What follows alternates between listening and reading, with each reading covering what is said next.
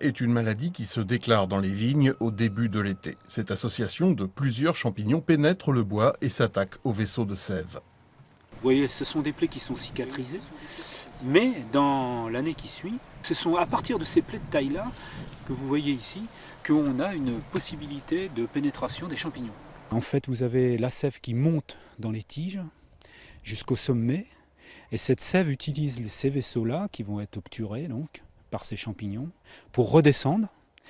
Et du coup, comme elle ne peut pas redescendre, eh bien, ça provoque ce qu'on appelle une apoplexie. C'est comme si vous, quand vous respirez, vous remplissez vos poumons d'air et vous ne pouvez plus les relâcher. Il n'y a pas à ce jour de traitement infaillible contre l'ESCA. De plus, lorsqu'on travaille en biodynamie, pas question de jouer l'apprenti sorcier. Mais depuis 4 ans, Jean-Bernard Berthomé utilise, sur une partie du domaine dont il a la charge, un procédé imaginé par le physicien français Joël Sternheimer.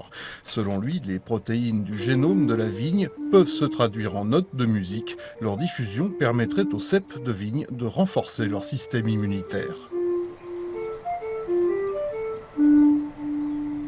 Dès la deuxième année, on a constaté qu'il se passait quelque chose. On s'est aperçu que la partie témoin de la parcelle, qui n'était pas protégée, était beaucoup plus atteinte que la partie protégée. Donc, après une statistique de 4 ans maintenant, on peut annoncer un chiffre de 40% de baisse de mortalité sur la parcelle protégée, sur la partie protégée. Alors, 2 fois par jour, ces drôles de mélodies apportent comme une sorte de réconfort à la vigne. En Indre-et-Loire, une douzaine de vignerons utilisent cette technique en attendant qu'un autre traitement soit peut-être un jour découvert.